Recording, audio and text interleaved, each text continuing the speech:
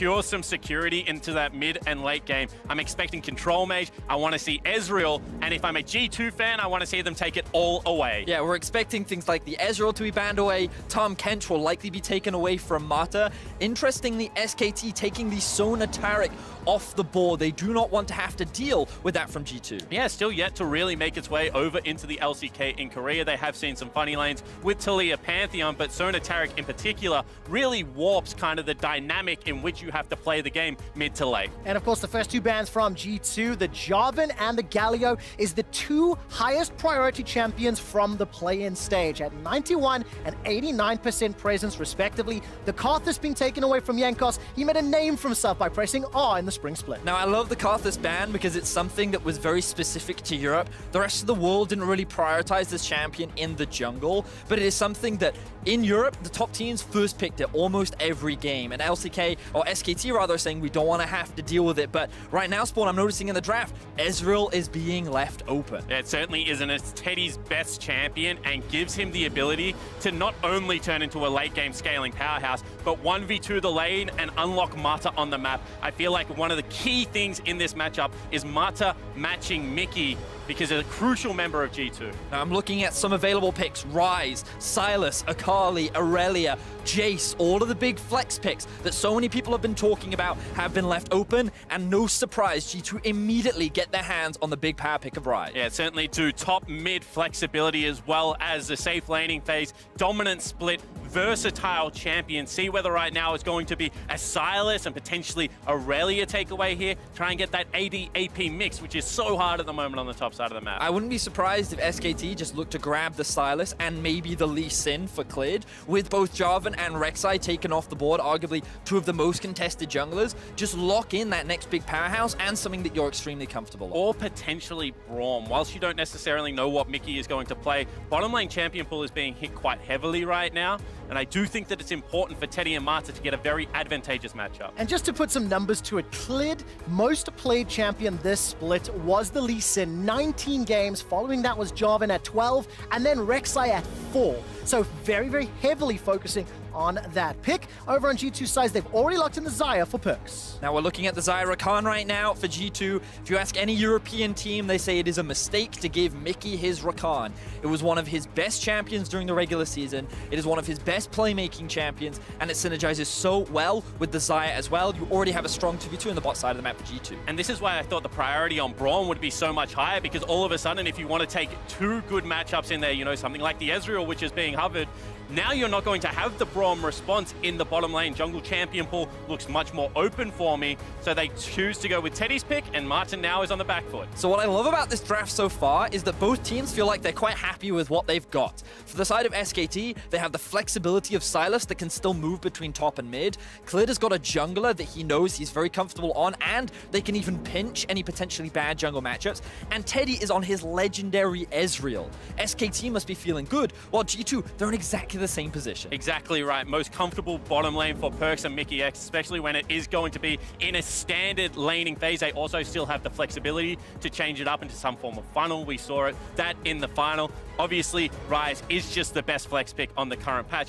And also, stylistically, neither of these comps are just locked into a certain style. They're not teamfight. They're not 1-3-1. They are very versatile at this stage of the champion select. So now we see the Braum being taken off the board. You already talked about it earlier. Spawn, the Morgana being taken away, that potential funnel strategy going to be denied from the side of SKT. They don't want to have to deal with any of this crazy stuff from G2. A lot of respect coming up from SK Telecom, taking away the Sona, the Karthus, the Morgana for this stage, and maybe nudging G2 eSports a little bit more towards that standard or traditional style of gameplay. We need to find these last two picks to find out how it works out, as Akali is the final phase 2 ban. Yeah, and really the only flex pick untouched, I was going to say, is Jace. Nautilus potentially also falling into this category.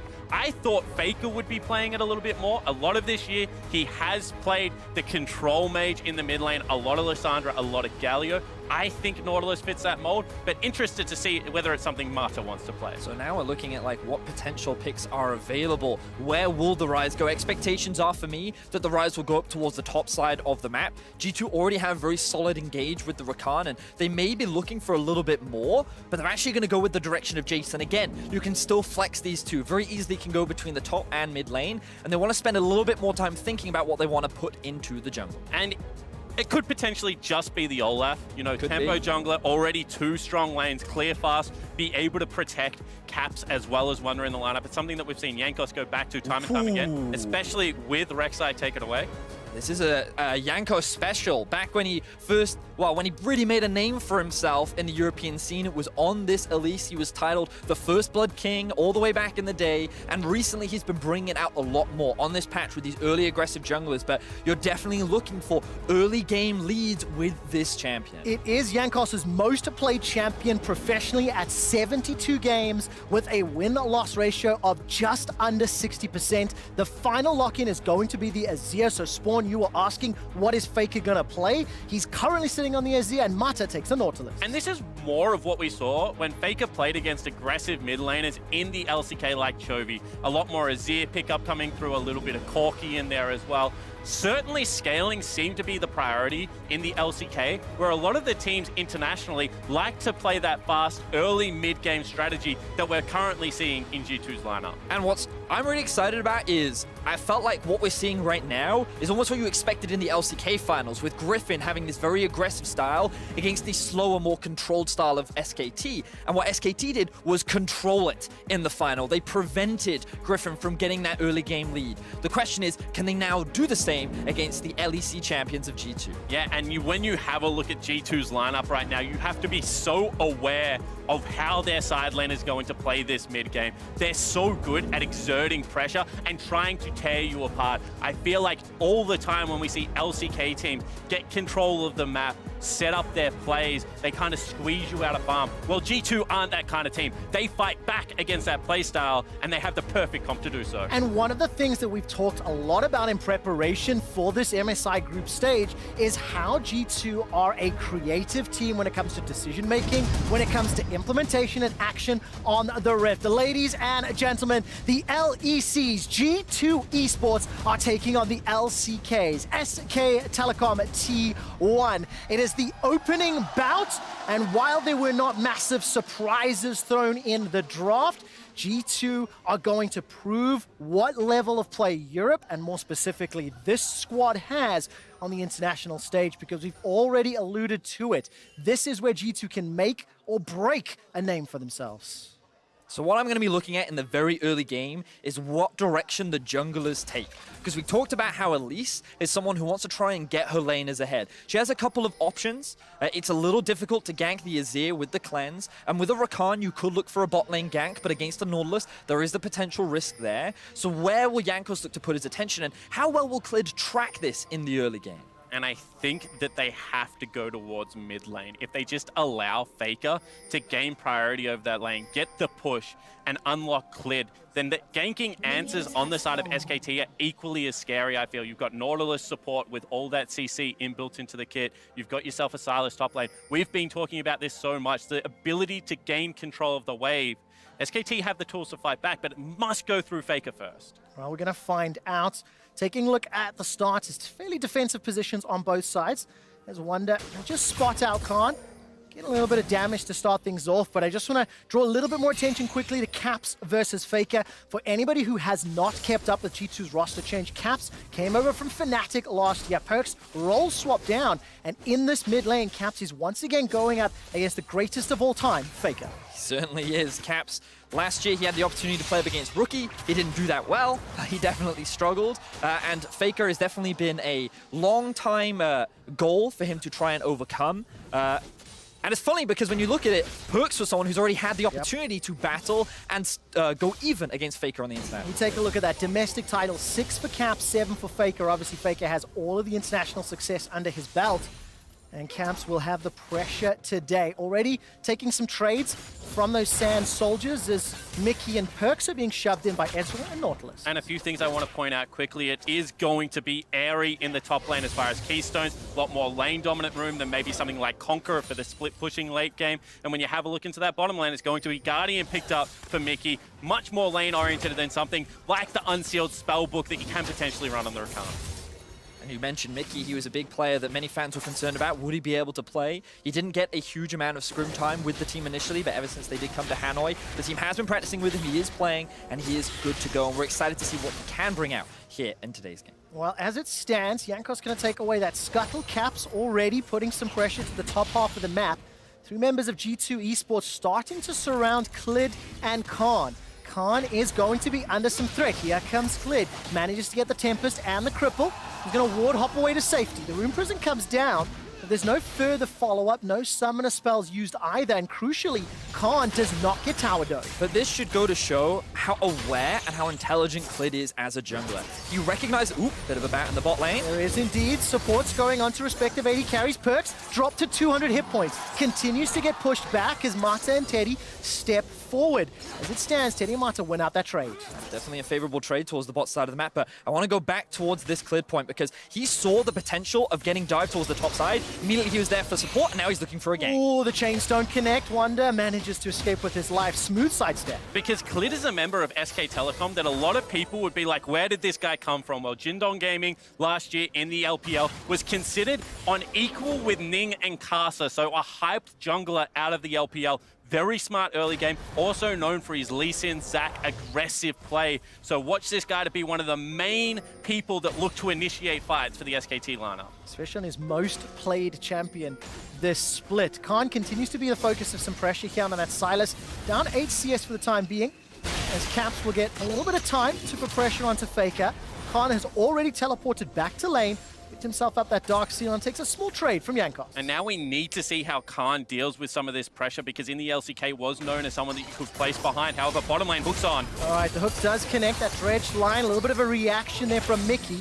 Clid looks to be around the Scuttle Crab, so not coming in just yet. Cleanse and Flash still available for Faker. Not even going to need either as he easily sidesteps the cocoon. And unfortunately, I don't know whether they've got enough done in this mid lane early. Faker still with both summoners has got himself a 2-wave advantage right now on the Azir and just bullying Caps around. Still only 5 minutes into the game, Spawn. I'm not too concerned just yet. I'm still looking at this map and I'm noticing that G2's investment is towards the top side of the map, and while we do see that Faker is getting an advantage in mid, note how Wonder is building a big advantage towards the top side as well. He set up a nice freeze after Khan and Clid tried to force the wave and then TP back in, and he hasn't even gone back to base yet. Still has the teleport, still looking for that first buy. So G2 definitely choosing to invest towards top side rather than mid. They are, but you have to understand that the way SKT get control is they just slow it down. Of course. They make you play towards their speed. And I think right now, if you have mid lane shove and are able to set up this kind of vision control and keep the Azir safe, you put yourself on that clock. And very crucial, we saw Mickey on screen. The slide and glide, not going to be able to land the Emperor's Divide. Faker almost catching Caps, but a well-timed flash means Caps escapes with his life. And as alluding to a moment before, we've seen Mickey recall and roam to try impact the mid lane several times over in Europe. But LCK's SKT have not only scouted it, they had the ward that was just about timing out. And obviously Mata was there to potentially get involved if needed, Spawn. Yeah, and they even had Clid still in the wings, not showing himself on any vision, although now will be spotted out. You can see SKT very aware of what the current setup looks like. All right, good damage from Yankos onto Clid. Has Flash available, but not going to chase further. Clid pushed out of his jungle as G2 crucially are investing all of their resources in the top half of the map. Notice that Caps is sitting in base right now, has the teleport up. He's looking for an opportunity to join his team and maybe go for a fight, as we see a bit more trading in bot, but after realizing nothing's happening... Ooh, nothing at all as Mickey re-engages. Mata forced to flash. 6.5 minutes in, and it has been non-stop trading, blow for blow in multiple lanes. Teddy has already recalled and teleported back to lane. He's sitting on that Sheen.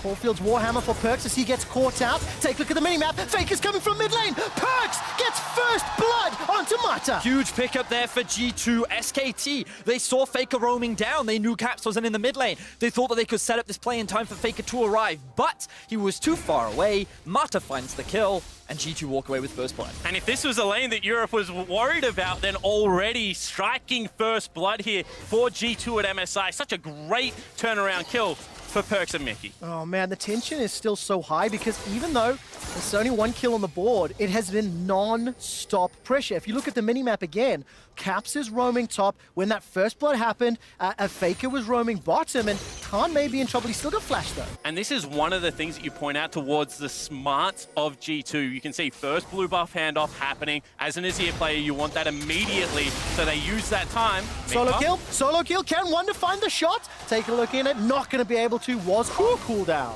Very close there from Wonder. Picking up that Dirk on his first back gave him a lot of armor, and you can see that advantage is building even further and further towards the top side of the map. He's going to be able to pick up some plates. He's not going to greed. Now there is a flashless top lane Khan, and Wonder in a very happy position. Exactly. Wonder stepping up on the international stage. You can see why the analyst desk wanted to keep their eyes on him, and this is a replay of that first blood. Yeah, it certainly is. You can understand Mata's aggression. He thinks with Faker heading down the river right now, with all of that mid lane push, that he's going to be safe for the kill, but unfortunately miscalculates the damage and falls down. And my biggest criticism here is that the wave was not in a position for them to try and set that play up. Teddy was stuck behind 5 minions, and the Azir didn't even have ultimate either. So in my opinion, it felt like a bit of an optimistic play that ended up getting punished. All right, Mickey actually dashes forward, eats that dredge line to the face, so Perks does not take the damage. Two-shot barrage chunks about a third of Perks' hit points, and right now, G2 Esports just under 1,000 gold up. Big advantage for Wonder in the top lane, but Spawn, Caps is falling behind Faker in the mid lane. Yeah, it certainly is. However, if you're able to play towards your sides as successfully as Jankos currently is, with bottom lane push and top lane, the CS lead just continuing to grow, I feel like this is where Mickey actually gets unlocked to be available on Summoner's Rift. So I thought that they would have to try and get rid of, you know, the cleared Faker duo and try and separate them, but that isn't the way that right now G2 are attacking the map. And a lot of the disadvantages that Caps finds himself in is a lot to do because he's just constantly looking for roams, as you rightly said, Spawn. He's looking for plays on the side lane. And the thing is, this forces both Khan and the bot lane of SKT to be on the defense. So while Caps is putting himself at a deficit, he's trusting his teammates to pick up the weight, and they're doing so beautifully in this early game. And you would also hope that with the successful 1-3-1 that's going to come out as soon as this map is opened up, that Caps is going to be the person on the front foot in the side lane. Faker going to have to just catch it turret. So certainly a more flexible way to accrue farm as this game progresses. And talking about farm and gold, G2 picking up a couple plates down in that bottom lane as well, extending that gold lead further. And this is kind of the style that you were anticipating from a squad like G2. Looking for proactive plays, looking to get into SKT's face and disrupt them. And once again, Jankos and Caps looking for opportunities top lane. No flash for Khan, but Clid is nearby. Now we need to take a quick look at the mini-map because you'll notice that a lot of people right now are moving towards this top side of the map. The Azir, the Nautilus, I'm expecting a fight to kick off. If not, it just looks like more tower plates are going to be on the side of G2. As the tension continues to build, Mickey was potentially able to disrupt or annoy Faker. That's a couple more plates continuing to drop. Caps and Wonder, they're going to be content for now. Mata's recalled and joined the rest of his squad in the top lane, and G2 Esports will be content for now backward, but look at the mid lane. More plates falling. And that's what I was going to say, because they shuffled the lanes up so successfully here for G2, because they were on the front foot. They got access to the turret plates top as well as mid. Sure, Teddy's free farming right now, but the wave is still off the turret, and Rift Herald's wide open. And that means that Jankos and Wonder are going to start this off. First big item purchase, by the way. Perks, with the plates on that first blood, has already got himself that Essence Reaver, and Mickey's going to rejoin him in this bottom lane. That is a good, advantageous position to be in as G2 are contesting these objectives. And this is a great example of what Deficio was saying on the analyst desk, where he wants to move away from this idea that G2 is just a win lane, win game team. They're very smart, they're very proactive around where they move around the map, where they play to their strong side. And when you looked at the minimap, it looked like they were investing 5 people towards the top side. All they were doing was creating pressure. They knew where they could move. They knew where SKT could not punish, and they're making a trade right now. They get themselves the Rift Herald, they're looking to secure top tower, and in exchange, they'll lose an Ocean Drake. Yeah, they certainly will, but it's not the biggest price to pay, especially in the style of game they're now playing. They've got their top laner on nearly double CS. No matter where Khan goes, he's going to be behind both solo laners of G2. I think that's so important to reiterate. 123 23 CS for Wonder, 74 for Khan. Now, don't disregard the fact that Faker is up 30 on caps in the mid lane, so your decision-making leads to advantages in one area, but it's at the cost of Faker in mid. And this is where you have to credit the brains of G2, because it's a deliberate choice that they've made. They know they have the 1-3-1, and that Khan is the only person that can stop the bottom side lane. He's the one with the teleport, so they've opted into this trade, and Wonder is further ahead of the clock. Now, Jankos looking for a play towards the bot side of the map. Debating whether they are aware of this ward inside the brush. He is definitely going to get spotted out, and Teddy is just going to go back to base. But this is the thing that we have to remind people of. SKT still have this team fighting angle. They have the Nautilus, they have Azir, and they have Teddy's Ezreal, something that has made highlight reel after highlight reel over in the LCK. So things are by no means like done and dusted for SKT. It's just that the game is going almost as expected. Early game in favor of G2, they're sitting at a 2,000 gold lead, but the onus now falls on them to push this. They need to manage their side lanes properly. They need to set up the 1-3-1, and they cannot allow that team fight that SKT will be looking for. I still think that whilst it's not an unwinnable situation, this is much further than SKT would like to be behind for now. In saying that, good news is that they've been able to staunch the bleeding that was starting to occur on the bottom side of the map right now. But you just have a look at the vision in River. Complete bottom side control, still Perks and Mickey shoving up. Really, SKT are playing 3 lanes on the back foot right now and not even able to push their advantage with Azir. And for the viewers at home, one thing you're going to start seeing is that Wonder, that Jace, is going to move out of this 1v1 and they're going to send caps. Notice how Sylas is itemizing right now. Full armor. He wants to mitigate as much of this Jace damage as possible. So G2 just can like, okay, we'll put you up against the Rise. You've got no resistances to deal with him. And we're more than happy to send him off into a side lane against a weak champion so he can then get back into the game. And Faker's world's just getting smaller and smaller right now. You can see being converged in from all sides. Rift Herald is dropped. And let's see what can happen. All 5 members of both teams actually making their way to the mid lane. The Rift Herald's going to get that fully charged up and gets the boop down.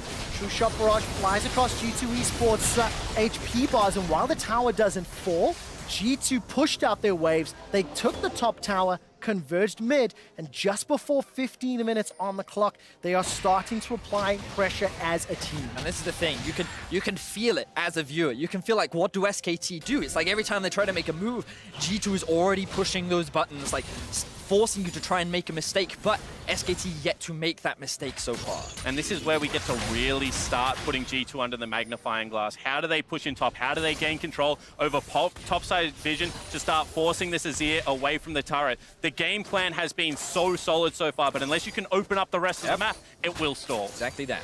All right, Nash's Tooth picked up now for Faker. Iceborne Gauntlet for Teddy. Khan is still working towards his first big item. But as it stands, G2, they've got themselves that 3,000 gold lead. They are grouped once again, pushing Faker away from the tower. And just a couple of autos should secure it on this wave. With the Elise and Jace combination, that's the second tower going in favor of G2 eSports. The early game has gone as you would anticipate, not only for the team compositions, but also for the team styles of play. And now G2 have to extend this mid-game decision-making to push SK Telecom to the brink. And I want to reinforce, G2 is right now at a 3,000 gold advantage. And when we look at the gold, it is all on Wonder.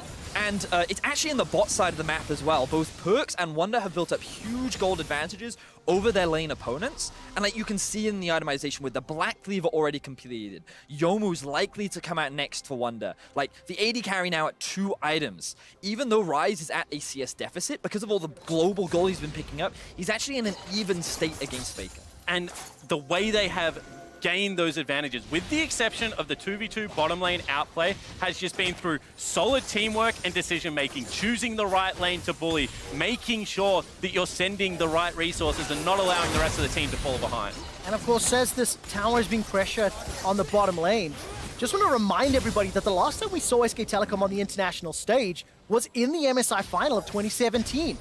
And of course, how G2 Esports made it to this MSI was this extremely dominant split over in Europe, a 3-0 sweep of Origin, and it was through play style and decision-making very similar to what they've demonstrated here today. Proactive, aggressive, in your face. And you can see that that is continuing. Now all 5 members, bottom side of the map, looking to pressure that last remaining outer turret.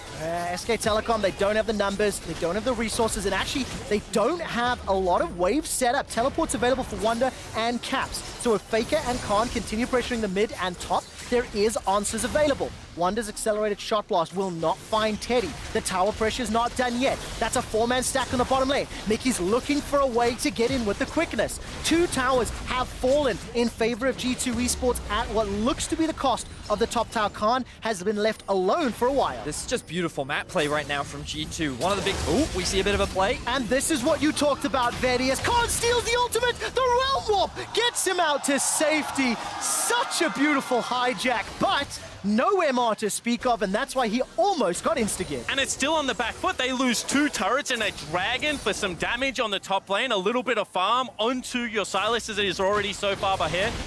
G2 have turned the lights down on Summoner's Rift right now, and SKT can't see anything. It is a 5,000 gold lead in favor of Europe's G2 Esports, and if it were any other teams in any other league, I would consider this game over. But it is SK Telecom with Faker at the helm, and an Azir that is farming up towards his 2 items. SKT have to play flawlessly to claw back this deficit. Well, I mean, this is the thing right now. You'd be looking at something like Baron and you'd say, okay, this is the next big objective for G2. But the reality is they don't actually need the Baron to win this game. They are well in their power to just play the 1-3-1 now. This Jace is unmatchable. No one can stop him.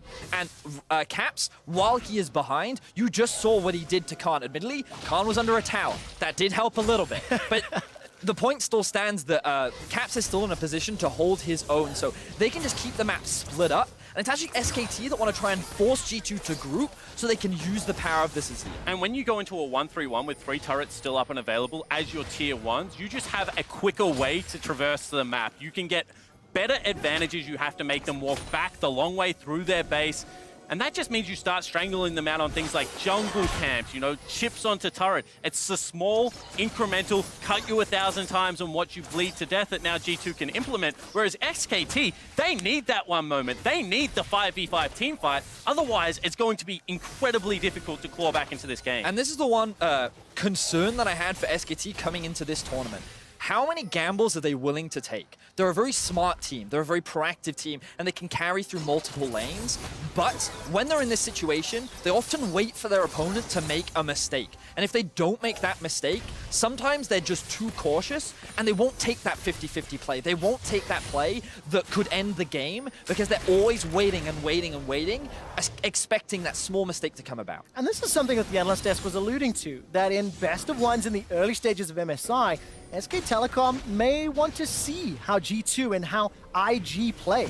This is the first time we've seen IG, G2, and SK Telecom since the regional finals, and the question of can they deliver on the international stage is what we all came in today pondering.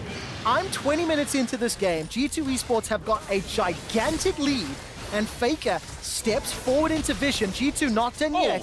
The shock blast chunks down Clit. He continues to run for his life. Now Baron vision is being set up, and Europe, if you had any doubts, surely this starts to quash them. G2 have played a flawless 20 minutes.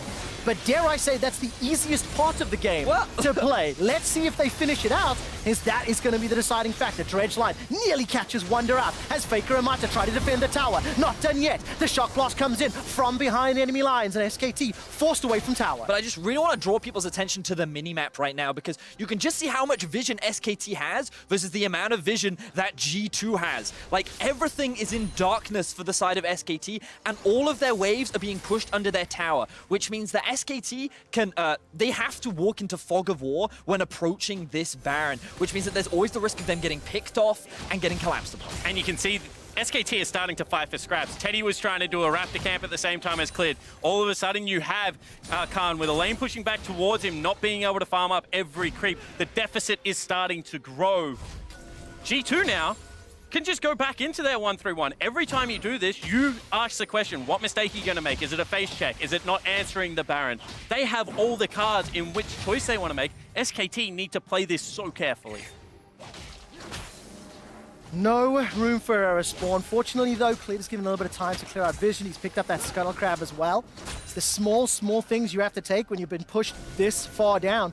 2, 3 items starting to be picked up on the members of G2 eSports. And now that ticking timer as SKT are looking to scale, looking to find those options, those ways to buy time. Unfortunately, defensive vision around Baron will help them.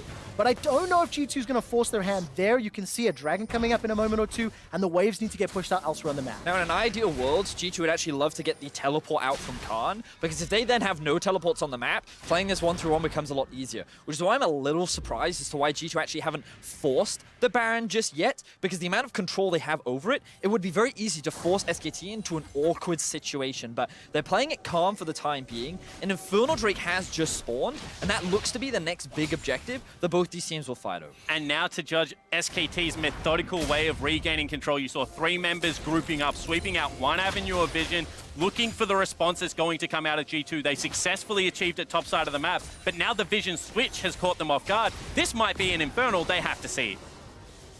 Yeah, simply not enough members, not enough vision to move into that darkness. Vedius was highlighted it earlier. And look, SK Telecom instead saying, let's try to keep the Baron vision up. An Infernal versus a Baron, if you have to pick to concede one objective, that is the one that you pick. Every time Clid moves forward, he's clearing out those wards, but G2 eSports, they're now barreling down the middle lane. Yeah, and that was the thing. They had already dropped all their vision top side of the map. They were worried about the Baron, so much so that they've been forced off this mid lane turret. All right, the tower will fall shortly. Khan's got his hands on a quickness, so if SKT can find an opportunity, that's another huge tool to use in this team fight. Perks takes a big chunk of damage, sticks around. There goes the bomb. Manages to get dodged by the Feather Storm. SKT looking for the re-engage. Abscond of Duck, used their onto Wonder. Defensive move away from Caps. The Hourglass goes down. Perks takes out Clid. That's the first for G2. The Cocoon on the back end. That secures the kill into Teddy. Now Faker needs to do it all. He's forced to run away. Uses that cleanse, still holds onto the flash. It's 2 quick kills for Europe. G2 find really big kills there, and it looked like that was the moment SKT were waiting for, the small misstep, the small misplay from the side of G2, but they were able to outmaneuver, they were able to outperform, and a lot of it comes off the back of that huge gold lead that they're currently sitting on. They're now making their way towards the Baron, and they're starting it off. All right, Khan is in range, got flash available to him. Vision denial inside the pit, though. This will benefit G2. Taking a look at the minimap, Mata's making his way up. Baron's going very low. This should be G2's, and it's secured by Perks. Baron and an even larger gold lead at 24 minutes on the clock, 7,000 gold, and G2 look fantastic. And we said they had to fight eventually. Well, they looked for it onto one of the safest members in Perks, gets the ultimate out, only has to use his in response, and now the fight turns back towards G2. And the biggest thing here was this stopwatch from Caps, because 3 members had committed onto him, thinking that they could just secure that kill, but then he buys so much time for the rest of the G2 members to then collapse onto Clid. With him out of the way, you then had this 2-pronged attack in this funnel point with which SKT could have fallen apart. So they were forced to retreat, meaning they couldn't continue the fight. And with Clid dead, that meant no smite available. The cautious play of the LCK team meant that they weren't willing to approach the objective. Couldn't get there in numbers in time. Baron falls down. Unbelievable start to the MSI group stage here, as Europe's G2 eSports with Mickey at the helm have played the map flawlessly. You can see that live goal difference. It has been one-sided the entirety of the match. And whilst Korea wasn't able to regain any claw topside. All right, Caps is in a little bit of trouble here. No flash available. That is an easy kill picked up by SKT. And listen to Hanoi. That's a lot of SKT fans in the audience. While that's going on, though, G2 are now looking for the engage. The quickness goes forward. Clid forced to move defensively. The Hourglass used by Khan. He buys some time. Steals the Feather Storm. Buys a few extra seconds, but it's simply not enough. Here comes Faker with the Emperor's Divide. Going golden is G2 eSports. A second kill from the fight. Now the Roars in return as G2 can turn the pressure back around. Just as I was about to criticize G2 for their first big mistake of the game, they immediately turn it around. As SKT, they thought they were confident enough to go for this red buff, but you gotta respect Perks. Level 16 on the Xayah. No one can approach him. He melts through the SKT lineup, and now they break the base. The base is open wide. The inhibitor will fall shortly. 15 seconds for Khan. Are they going 20 for it? for Faker. G2 eSports are teleporting into the base. They're looking for the Nexus turrets with the Baron empowered minions. Nexus turret number 1 falls. Nexus turret number 2 is being focused. That's Martin down. Teddy flashes away. That's not over yet. The Nexus turret falls. Ladies and gentlemen watching MSI, do EU believe G2 obliterate SKT? That was one of the cleanest G2 games that European fans will have seen. A one-sided dominant performance. Perfect execution. Only 1 or 2 mistakes the whole game, and SKT, they had no answers. Welcome back to the international stage, SK Telecom.